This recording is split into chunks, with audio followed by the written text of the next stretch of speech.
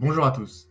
Dans cette vidéo, mon groupe composé de moi-même, Ambroise, Paul-Adrien, Maël et Marina, allons vous présenter notre projet dans le cadre du P2IP en A3 à Lessive. Il faut savoir que le marché des formations en ligne est un marché en plein essor et que si vous recherchez soit une formation pour améliorer votre bien-être ou bien une formation pour mieux manier les outils de l'intelligence artificielle, vous allez à un moment donné tomber sur soit une arnaque, soit une formation de piètre qualité. C'est pourquoi nous avons décidé de lancer notre projet Skill Finder. Donc, tout d'abord, dans cette vidéo, nous allons vous parler du problème et identifier le problème concernant le marché des formations en ligne. Ensuite, nous allons vous parler à la fois de notre solution et des différents publics visés par celle-ci. Et enfin, nous allons parler de quelques points d'amélioration possibles sur notre projet, ainsi que les différents concurrents déjà sur le marché. Les formations en ligne sont apparues il y a plus d'une vingtaine d'années et elles ont été dès le début prises pour cible par les arnaqueurs, qui se fait de plus en plus. Pour essayer de comprendre d'abord quel est le problème, on va essayer de comprendre quel est le marché lui-même des formations en ligne.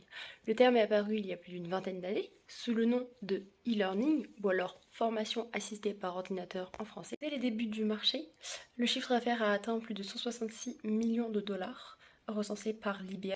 L'année d'après, en 2001, il a bien plus que doublé, atteignant 366 millions de dollars.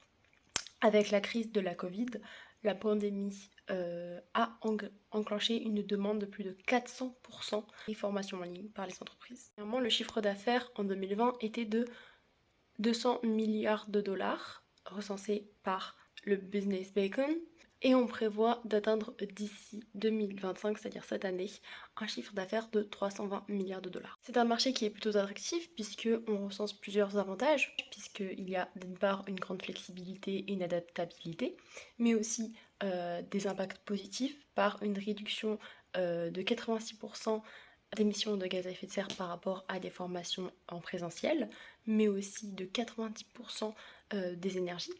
Le marché plutôt attractif n'a pas évité aux fraudes. En effet, la CPF, qui est donc un compte professionnel de formation proposé pour tous les employés à hauteur du nombre d'horaires disponibles par année, pouvant atteindre jusqu'à 5 000 € par an, a été cible de fraude et d'arnaque. Le démarchage par téléphone n'est pas interdit en France. De nombreux arnaqueurs se sont mis à appeler les employés, leur faisant croire que leur CPF allait atteindre la limite et donc ils allaient perdre cet argent. Et donc les employés, par peur, ont transféré leur argent sur ces comptes de fraude. 21, c'est plus de 15 millions d'euros qui ont été détournés en France. De notre côté, on a aussi les formations fantômes, un terme qui désigne des formations qui sont une fois achetées inaccessibles ou finalement un contenu vide. Et on observe une augmentation de 255% d'arnaques de 2019 à 2021 de ces fraudes. Le problème actuel, qui est donc un nombre élevé de fraudes par les formations en ligne, a mené à une baisse de confiance du client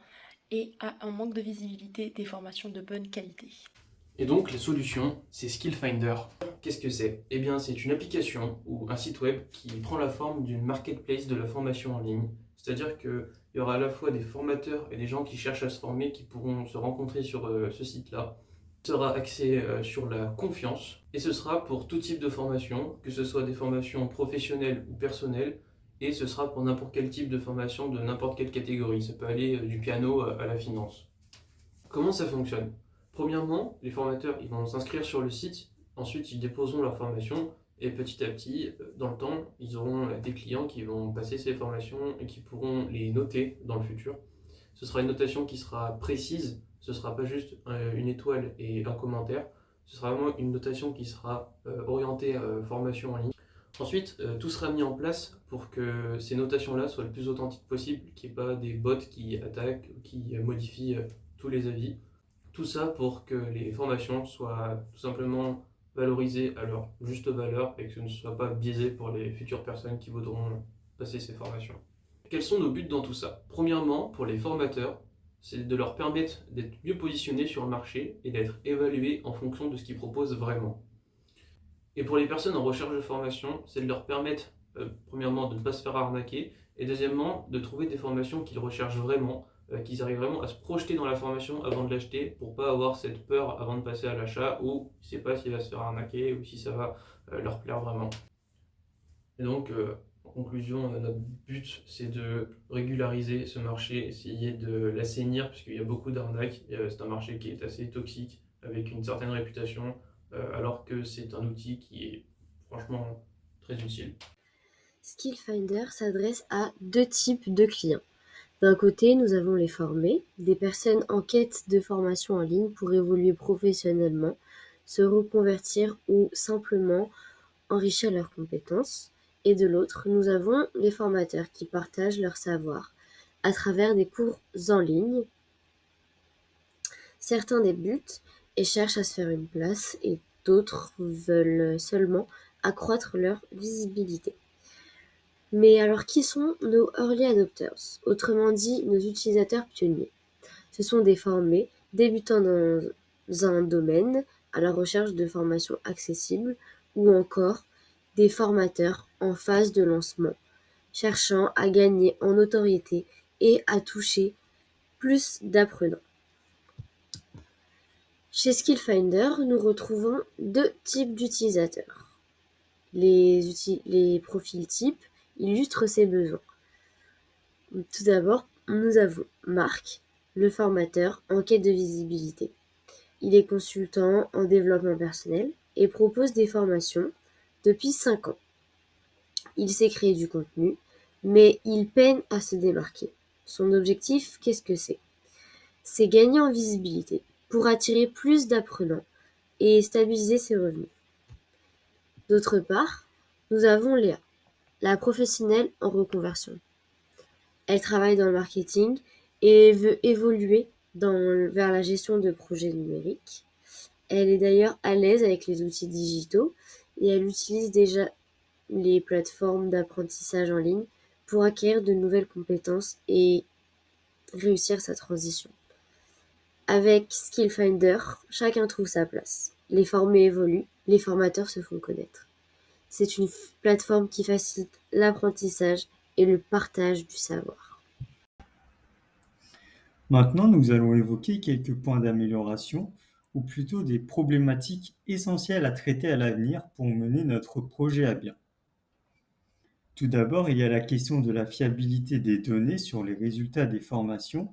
En effet, notre objectif, c'est de permettre à tous les utilisateurs d'avoir la possibilité de lire des avis qui sont authentiques et objectifs sur chacune des formations présentes sur Skillfinder. Pour lutter contre ce problème, l'usage de bots anti-faux avis pourrait être utilisé.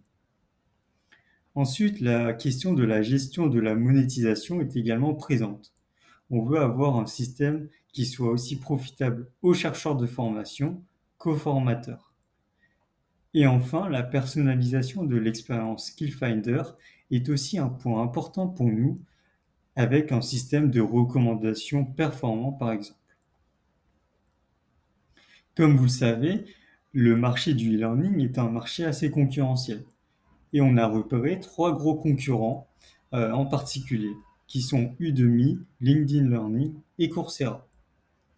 Ces plateformes offrent des milliers de formations, mais nous nous différencions de ces plateformes dans la mesure où on accompagne les utilisateurs à trouver la meilleure formation correspondant à leurs besoins et en mettant en évidence des formations peu connues mais très intéressantes.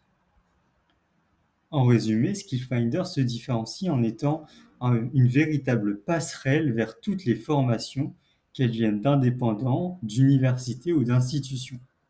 Nous garantissons la transparence grâce à un système de notation et d'avis pour une expérience fiable et notre objectif, c'est de rendre l'apprentissage plus accessible, plus clair et sans arnaque. Skillfinder, c'est donc la liberté de choisir la meilleure formation en toute confiance. Donc voilà les tenants et les aboutissants de notre projet P2IP pour le moment. Bientôt, absolument tout se fera à distance. Et donc vous ne pourrez plus vous passer des formations en ligne. Et donc de Skillfinder. L'éducation online, c'est l'avenir. Et si vous aussi voulez participer à un meilleur avenir, vous êtes intéressé dans notre projet, ou vous souhaitez y investir, nous vous invitons à nous contacter dès maintenant. Merci de nous avoir écoutés.